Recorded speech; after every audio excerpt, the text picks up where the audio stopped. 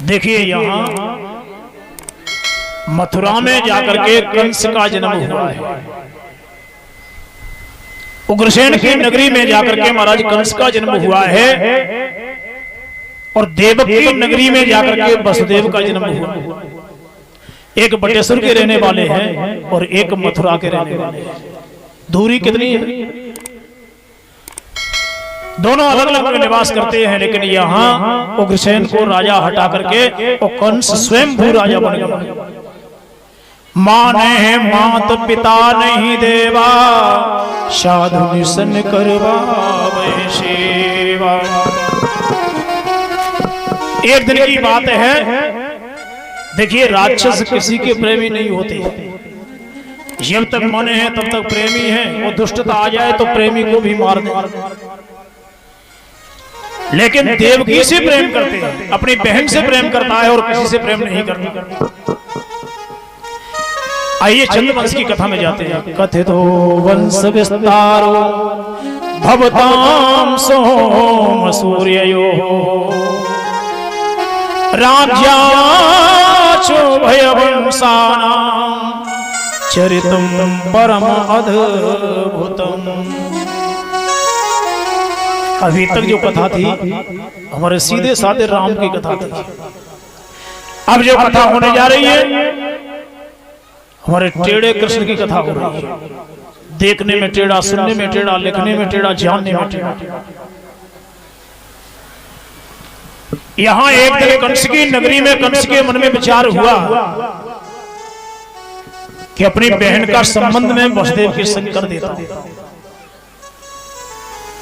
और कंस ने संबंध भी कर दिया, बारात भी आ गई और बारात दरवाजे पर आई है। बड़ा स्वागत किया है, धूमधाम से विवाह किया है। लेकिन विधि ब्रह्म की करनी कठिन, विधि ब्रह्म की करनी कठिन। बोले कैसी? इतनी देर में इन्होंने देखा है कि हर भाई की आंखें नम होती हैं। यहाँ पर कंस भी रो रहा था, कंस भी रो रहा है। लेकिन कंस ने सारथियों से कह दिया, भैया अपनी बहन को रथ में बिठाल करके गांव से बाहर तक छोड़ने में जाऊं। अभी इसमें राक्षसता नहीं है, प्रेम है बहन के प्रति। और जब ये छोड़ने जाने लगा तो इतनी देर में आकाशवाणी आकाश से हुई। आकाशवाणी हुई और जब ये आकाशवाणी हुई है, ए नादान, क्या बोले? ए नादान, जिसको तू रथ में बिठा करके ले जा रहा है, अस्या अष्टमो गर्भ, इसी का 8वां गर्भ तेरा काल होगा, काल होगा, काल होगा। जब ये कहा तो इतनी देर में एक बार फिर देखा, दूसरी बार आकाशवाणी हुई किसको, और उतर करके तीसरी बार में कंस जमीन पर आ गया, तलवार निकाल। बहन देवकी को इतना प्रेम करता था, बिना बहन के भोजन नहीं करता था। आज उस बहन के लंबे लंबे बालों को हाथ में घसीटता है।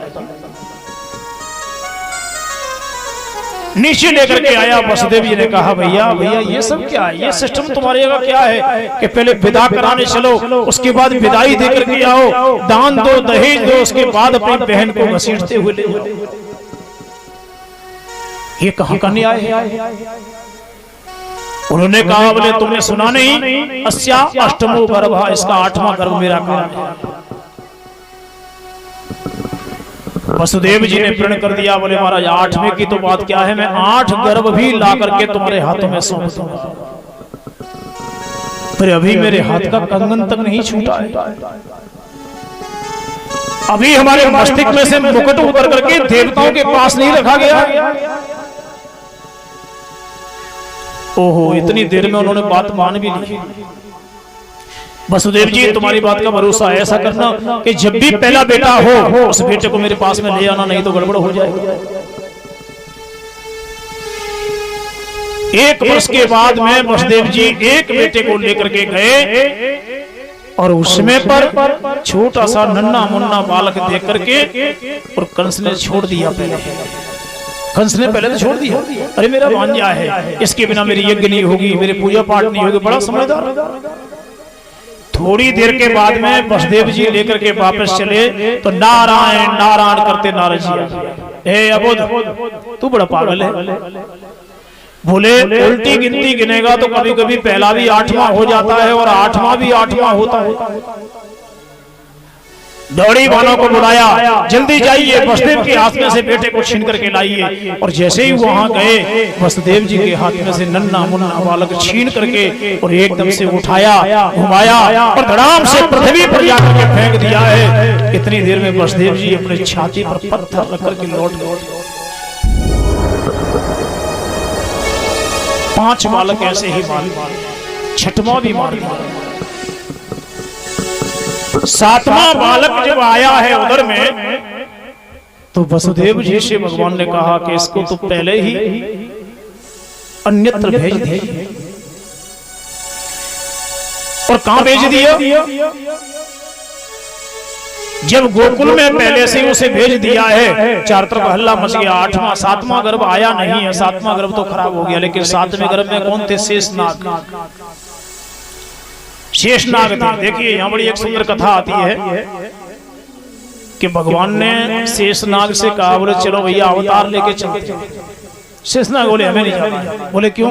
बोले छोटा बना करके ले जाते हो और सीता जी का कहीं वनवास कराते हो, कहीं रुलाते हो, कहीं पिटवाते हो, हमें समझ में, हम नहीं जाएंगे, हमें कोई अवतार नहीं लेना है। नारायण ने कहा चलो तुम बड़े बन के चलो, कोई दिक्कत नहीं है। तो बलदाऊ बना दिया, बलदाऊ बन के आ गए। लेकिन भगवान के आगे कोई कितना भी बड़ा हो जाए, काम वही करना पड़ेगा जो भगवान को मंजूर है।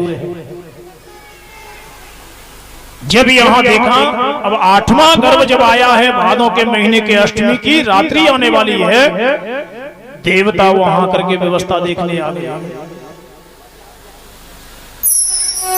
एवं निसम्य भृगुनंदन साधुवादम। राजा परीक्षित से सुखदेव जी कह रहे हैं कि तुम बड़े अच्छे हो। बोले क्यों? बोले दुनिया अपनी अपनी कथा सुनती है, तुम सबको सुनवाते हो। और जब ये कहा कि हमने जब देखा 8वें गर्भ में जब भगवान आए हैं, भादों का महीना है, धीमी धीमी गति में बरसात हो रही है, बादल की गर्जनाएं हो रही है, बिजली चमक रही है।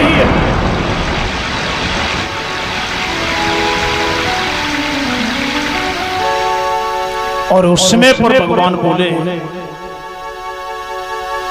भगवान ने कहा उस समय पर कि मैं जन्म कब लेता हूं, प्रकट ज्यादा होता हूं। मम मध्य मंगलम नष्टम भगवान शिव माधव। मेरे आने से अमंगल नष्ट हो जाते हैं, मंगल की प्राप्ति हो जाती है। और यहां जब भगवान आए हैं तो गागर में सागर भर करके आ रहा है।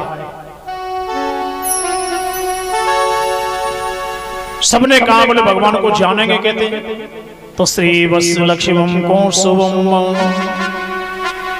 ऐसे हरि 4 हाथ से बन करके चतुर्भुजी रूप लेकर के जब आए हैं, तो उसमें देवकी मैया ने कहा बाबा तुम कौन हो ये तो बता दो। मैं ब्रह्म हूं। जब इन्होंने कहा कि ब्रह्म हूं, तो उसके बाद कहा बोले हमें तो बालक की जरूरत है, हमारी गोद में भी खेले, नहीं तो हमारा भैया कंस कहेगा कि हमें मारने के लिए किसी को बुला लिया है, हमें बेटे का रूप चाहिए। ये तो आपका रूप तो बाप का रूप है, बेटे का रूप चाहिए। मैया से बोले मैया मैं तो समझाने के लिए आया हूं और समझा दिया, मुझे एक क्षण भी यहां मत रखना। बोले बंधन पड़े हुए हैं, ताले पड़े हैं, हथकड़ी पड़ी है, बोले सब छूट जाते हैं। बोले कब? अहम त्वाम सर्व पापेभ्यो मोक्षयिष्यामि मा शुचः। जब मेरी तुम्हारे ऊपर दया हो जाएगी तब। और जैसे ही हरि भगवान आए हैं, धीमी धीमी गति में बरसात हो रही थी, स्वर संगीत चल रहा था धीमी गति में कि गागरी में आयो, गागरी में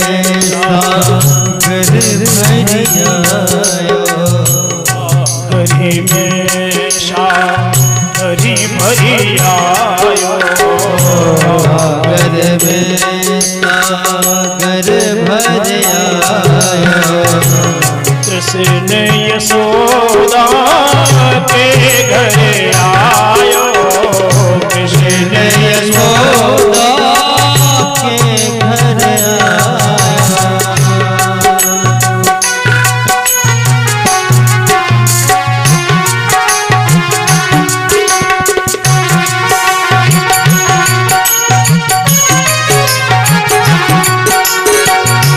ऐसा लग रहा है कि आपको कंस का भय टेढ़ रहा है, इसलिए ताली नहीं बजा पा रहे। ताली बजाओगे तो कंस रूपी पाप हृदय में चला जाएगा, कृष्ण रूपी भगवान आ जाएगा।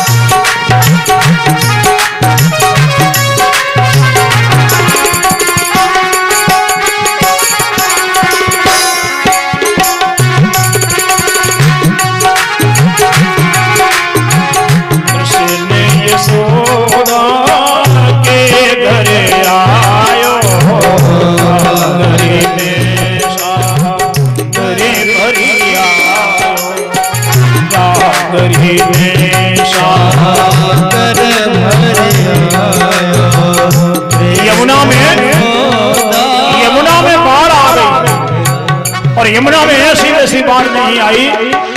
कन्हैया को टोकरी में रख करके वसुदेव जी महाराज जैसे ही चले, नाक तक पानी भर गया।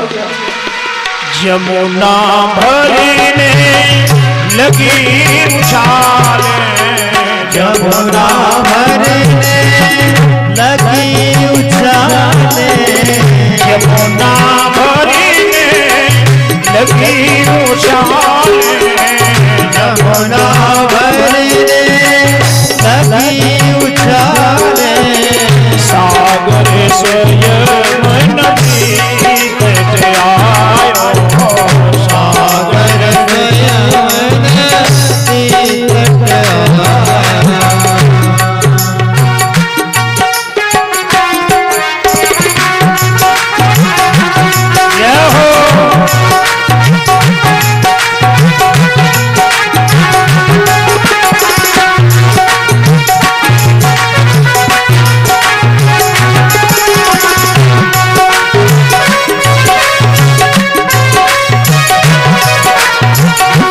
यही तो आनंद है प्यारे।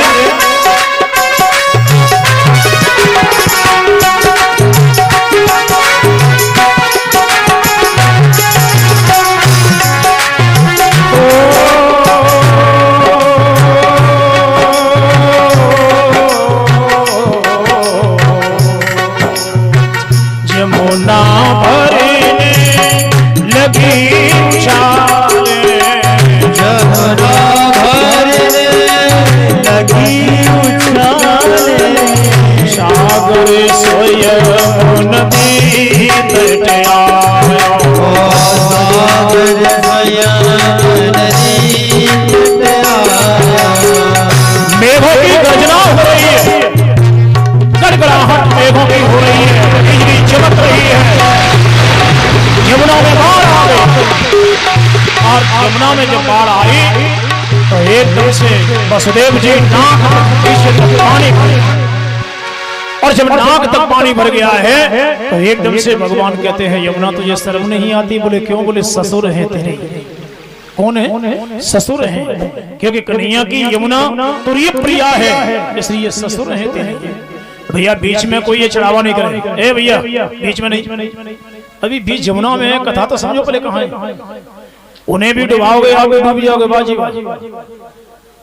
उनकी नाक में पानी भर रहा है, आप पैसे से उसे आगे बढ़ा रहे, डूब जाओगे भैया, अभी मत चढ़ाओ। और यमुना जी में भगवान कन्हैया ने सीधे पैर का अंगूठा नीचे और उसने नहीं देखा कि बेटा है बेटी है, कन्या को उठाया घुमाया और एक से आकाश कन्या हाथों से निकल करके आकाश में उड़ गई। कन्या जब आकाश में उड़ गई है उसके बाद में देखा क्या?